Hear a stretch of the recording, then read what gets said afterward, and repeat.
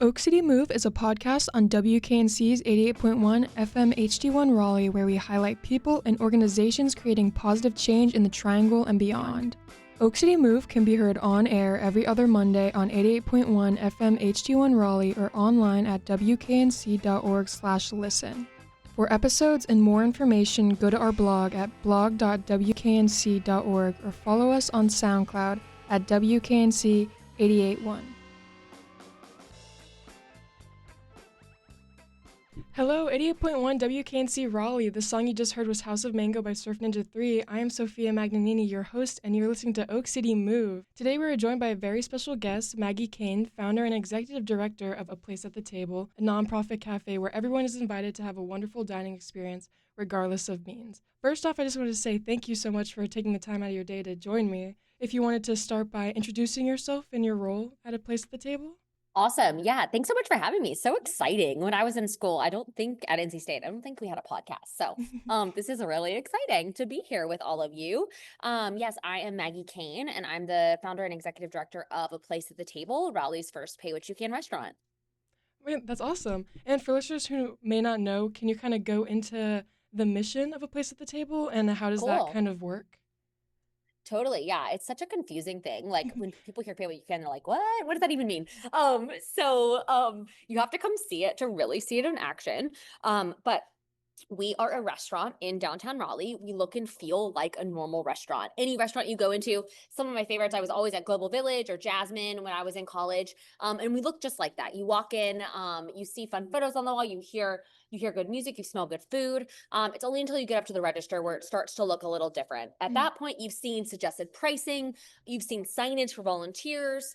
And so that's what pay what you can. That's the difference in a normal restaurant is all of our prices on the menu are suggested prices and pay what you can. So you can choose to pay that price. You can pay more and pay it forward for someone else who can't afford their meal. You can pay less. We know that some weeks are harder than others and all you can afford is less, and that is fantastic. That is great. If you can't pay less, you can volunteer with us. So we see a lot of folks coming in and volunteering for their meal. We also feed if you are a family. So there is a guardian and a child. We feed families for free once a week. So you can come in with your family, eat in dignity, and enjoy a meal with us once a week. And then we also have place cards. These place cards get handed out all across town in lots of different nonprofits, including Feed the Pack Food Pantry at NC State. So you can come in and get a meal with us with this place card. It looks like a credit card or gift card. And all you have to do is just hand it in for your meal, pass it over, and you can get your meal of choice. So again, we are like a normal restaurant, like any of us would go to if we can afford it. But all of our prices are suggested. And so you really can get that avocado toast or that waffle and then pay what you can for your meal. I didn't know about the people can pay more extra for someone. Yeah. That's really cool. And I feel like, and people do it all the time. And I've really realized that this community is so generous and so kind, and people pay what they can all the time, or people pay it forward all the time. And for us, our staff, we have a paid staff of about 25. They make a living wage, so we don't take tips like most restaurants. And so our staff will hand the iPad over to you, and they'll say that all tips are donations, and they go right back into paying it forward. So even if you just tip, you're paying it forward for someone else. no, that's awesome. And I bet that just does so much to build the community and bring it all together and helping so many people. So many people are like going into it, being a part of it. And that's just really cool. What would you say like a typical day at the cafe looks like? Ooh, girl, every day is different. Every day is different. Every day is so unique and so interesting and just literally the best thing ever. We are open Tuesday through Sunday from 8 a.m. to 2 p.m. So we're breakfast and lunch. We serve breakfast and lunch all day. And another part of our mission that I'll say that kind of tells you how the day is our mission is community and good food for all, regardless of means. So we use good food. Our food is phenomenal. So we have everything from really huge and delicious sandwiches to fresh salads to soups of the day to all breakfast plates and burritos, and we use that good food as a tool towards creating community, so bringing people together. So whether you're eating together, so you'll see on every typical day, you'll see people just like eating together at the community table and sitting next to each other. You'll also see folks, the other way we build community is by volunteering together. So you can come in and volunteer for your meal, and about 100 people a day do it. But we also see lots of folks that sign up online to volunteer, or they have a weekly shift with us. We have a lot of NC State students that have a weekly shift with us, and everyone gets a meal. Everyone does the same thing, but you'll just see lots of different people floating around the restaurant, chatting, engaging, hugging. I have a good friend that always says, table is the place with the most hugs per capita. So you always see people hugging, always see people just like, yeah, having good conversation together. So every day is different, but in general, each day you'll see lots of folks engaging in relationships and community. You'll see lots of folks eating. You'll smell really awesome food. Like our food is phenomenal. Our team is phenomenal. Um, and you'll see us just running like a normal Oh, restaurant. what kind of Thanks. does Yeah. the volunteering look like? Because I know there's probably different Yeah. forms, and if you could kind of explain some of that. Yeah. Totally. Sure. So anyone can volunteer and we'd love to have you. You can show up at any time in the day from 8 to 2 and volunteer. And get a meal or not get a meal doesn't matter to us. We're going to offer it to you anyway. So you can show up at any time. We'll check you in. Our awesome team will check you in and get you situated in our system. And then you can also sign up online. So we have a form online that you can just sign up, pick a 3-hour shift, and come in and volunteer with us at that scheduled time. Also, same thing. You'll check in when you get there. We'll get you situated somewhere, and then you also can pre-schedule and have a weekly or biweekly schedule with us. So we've about 100 people that also have a weekly or biweekly schedule with us. They come every Tuesday from 8 to 11. So all three ways to volunteer, everyone is doing the exact same thing. They are whatever we need to at that moment. So our team will say, hey, we need someone in the dish room or we need someone sweeping. Which one do you want to do? Hey, we need someone bussing tables. We need someone delivering coffee to tables, the coffee station. So we typically give you an option if there's different things that are available. But everyone is given the same thing. There's no hierarchy in volunteering. And the coolest thing is that like you don't know who volunteered for their meal and who didn't. Everyone gets a meal, no questions asked. If you want one, and everyone gets the same option, whether you want to pay less, or volunteer. So it's a really cool way to just be amongst people you would never have met. No, yeah, I can only imagine just the amount of different people coming in every day, the regulars that are coming in like weekly. That's just so cool. Also Yeah, gives them kind of a sense of normalcy and just a lot of like really a safe space. Mm. it really Mm. does. It's been that way. It's been so cool, to be able to build relationships with all different people and see things that have happened out of connections and community. I'm a big believer that community is everything, and we need community in our lives. And so it's been so cool to see, what's happened in community. Mhm, I totally agree. And what initially drew you to starting this? Yeah, amazing question. So I graduated from NC State, and at the time I was volunteering at a day shelter, working with folks on the street. I was a part of campus ministry at NC State, and so while I was there, we had heard about this day shelter, and I got involved, and I started volunteering there. And when I graduated, several folks from the day shelter came to my college graduation, and I said, "Okay, this is what the work I need to do. This is the work I want to do." So started took a job over at the day shelter, and saw that while there were great places, great nonprofits, for people without money, and then there were great places for people with money, right? Restaurants, coffee shops, bars, but there was no place that welcomed everyone to come together, in one place. So started researching. I found the pay what you can system and said, okay, if other people can do this, then we certainly can too. And started building it, and we opened 4 years later. So we opened in January of 2018. That's awesome because it's not only are you helping to impact these people, but then they are also impacting you in such a very, not satisfying way, but a very comforting, Yeah. and it's just, Oh, they mhm, do, for mhm. sure. Are there any, I get just as much out of it as anyone who comes in for a mm, meal. And so does our I think our whole team would say that too. It's truly been such a gift. are there any kind of special stories or a moment that really captured the heart of what a place at the table is? I mean, 1,000 stories. How much time do you have? We have so many stories. I mean, we see so many individuals, so many families, so many folks that come in, and it really affects both sides of the coin here. Like it affects folks with means and it affects people without means. But I'd say, I just being a place for folks that are really lonely has been really such a gift to me and such a gift to so many people. We one in particular that I'm thinking of, he started volunteering with us right when we opened. And he really wanted a meal. He wanted to eat and he was hungry. And so he'd volunteer with us, and then he would get a meal. And then as soon as he started meeting people, he would start volunteering for like 3, 4, 5 hours. And then we'd offer him a meal. He wouldn't really want one. He wouldn't really care about it. And then pandemic hit. We closed, and we were doing curbside and just doing the food.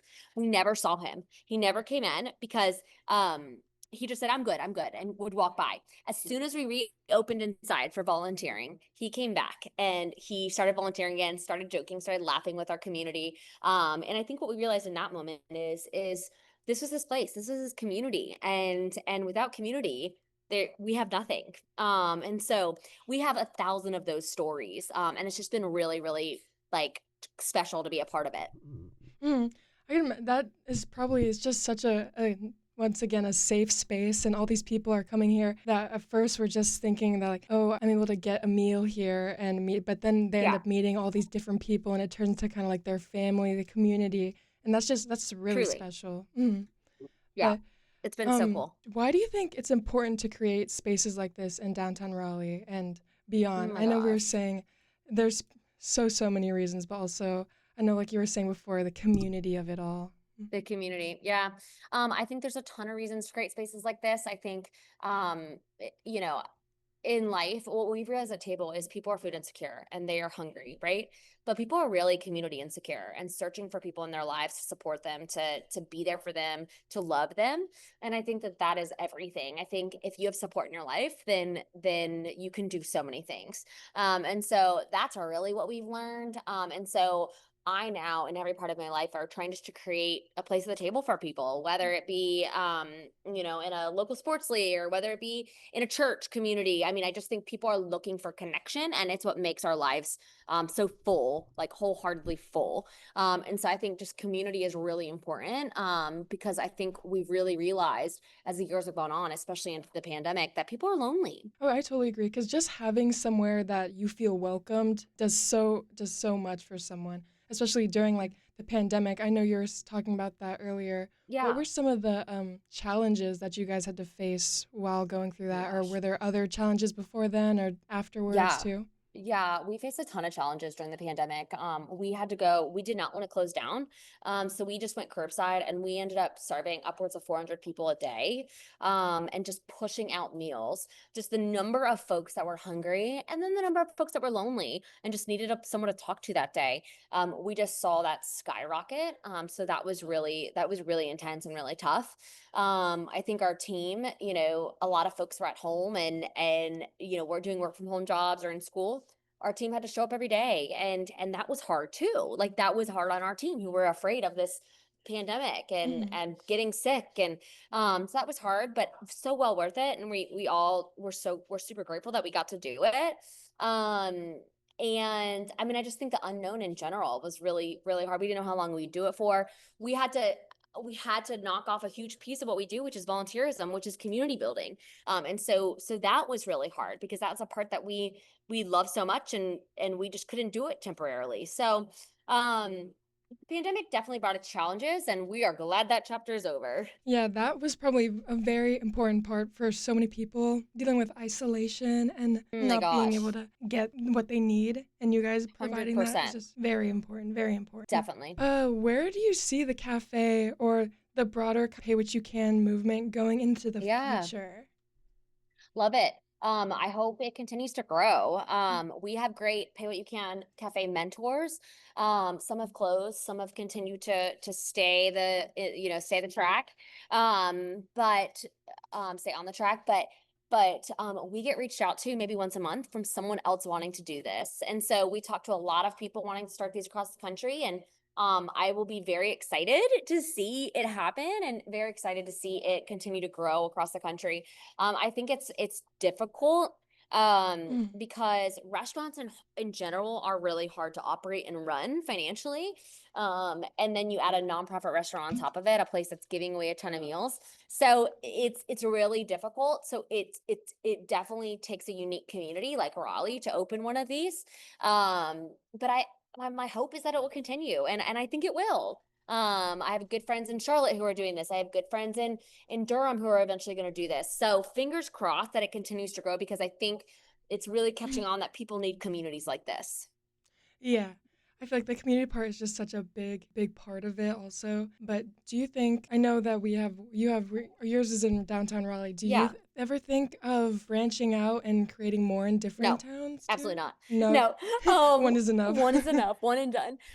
We always think that that would be a great idea, and then we're like, no, because not because we don't want to do it, but because the Raleigh, like I said, the Raleigh community created this, and for us to go do it somewhere else, it wouldn't be authentic to who we are as a community. We don't know Yeah. what Durham's like. We don't know what Greensboro is like, but other people do. And so if we can help you create it, if we can pass you the tools that we learned, then then I'm sure you will be way better off starting it, creating a beautiful community exactly with what your community needs versus us.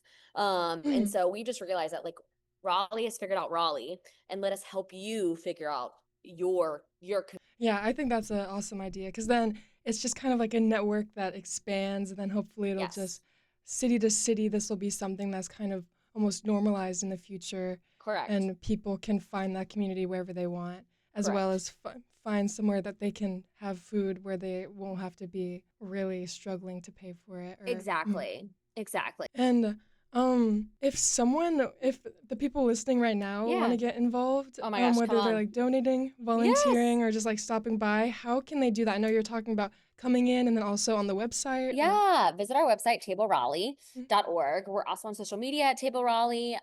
So come check our stuff out. Come see us. Come eat with us. We have online ordering. We have a donate page. We have lots of different ways for you to get connected. So we would love to see you. And so please, yeah, check us out. And we're in downtown Raleigh at 300 West Hargett Street, 8 to 2. So come eat with us. I promise you the food is good and you will not regret it. All right, perfect. And you're saying your hours, you guys are Tuesday to Sunday? Tuesday to Sunday, exactly. Close Okay. Mondays. What's like the impact of the community that you've seen, like a change that the Yeah. cafe has kind of given? For sure. We certainly have fed a ton of people. So we see anywhere from 100 to 200 people a day that are getting a free or reduced price meal, a pay what you can meal. But then I would just, again, it goes back to that community. Like, we've just seen so many connections made, jobs that have been, gotten, friendships that have been developed. It's been really neat to see that part. And then, then it sparked conversation across the country. So with different folks wanting to do this work, which is also an awesome part of the impact that we don't talk about enough. So I think it's more impact than we ever thought was possible. No, that's amazing. And when you're with all these people and you're meeting all these people and all these different stories, Yeah. as well as just your staff, who inspires you, whether it's like in the team or just the whole broader nonprofit space as like a Oh my whole? God. Who Mhm. doesn't inspire me? So many people. But I would say my staff for sure. Mhm. I'm the one that gets to be on these podcasts and chat with folks. They are the ones that are in the cafe right now doing the work. Mhm. So our staff is like the best around. And so it's really every day they inspire me to be better and to keep, working hard at continuing this mission and making it even, more beautiful than we started. And so definitely our staff. That's awesome. And outside of staff, I know you're talking about some other businesses. What are some of like the local Raleigh community, like residents, businesses, other nonprofits that kind of help work with you guys, if there are any? Oh my God, how many? So many. You can see them all on our website. We have, probably over 30 nonprofit partnerships that we work well with, frequently on the phone, frequently talking to, like supporting back and forth. And then, hundreds of businesses, whether folks are catering with us, whether folks are donating to us. We have a huge number of corporate relationships and individual relationships that continue to support us. I always say that what's so cool about A Place at the Table is it's Raleigh's cafe. And so truly we could not do it without the Raleigh community. So from folks dining, donating, volunteering, they're helping make A Place at the Table happen, and it works. Hmm. No, that's awesome. Because the what you guys are doing for not only the people, but for other organizations so they can help out and have that sort of kind of satisfaction, it Oh, well, it's awesome. thanks. And Thanks. We love it. It's the yeah. best. Mm. How do you guys celebrate like milestones or like success stories within your team and the community, or is it kind of just an Yeah. ongoing? Ongoing, so many successes. I Mhm. mean, we do a ton of shout outs. We do a lot of, we're so lucky because we get to do free desserts. So we have a Ooh. huge pastry department or team. So we always like, any big milestones, you get a cinnamon roll, you get a cookie, whatever.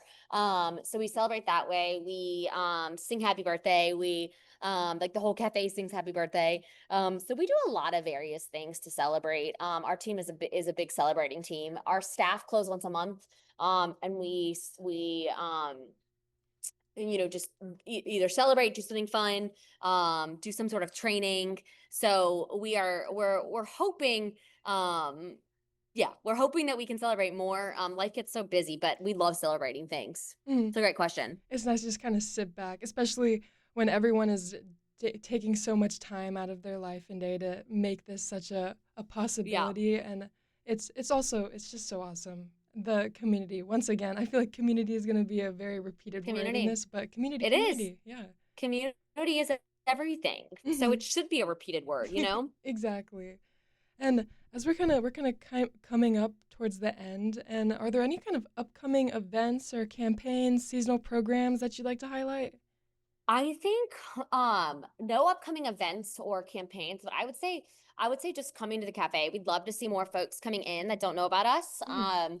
I would say we do have some fun things going on. We're doing a coffee and conversations once a month with the city of Raleigh. So we're highlighting one important conversation. So each month. So last month we did Pride Month. The month before that we did a mental health one. So we're constantly trying to think of relevant conversations that we all should be talking about. So you can see those on our website and social media as well. But really, just getting folks in the cafe is what we're looking for. No, that's awesome. And I feel like I definitely am gonna try and come over check that out because Yes, you have to I have come. never been, and I have always heard about it. My Oh my parents go a gosh. lot, and so I They think do? Oh, they. I don't know if fantastic. they've gone. They used to go a lot when I was kind of not like a couple years ago, but Okay.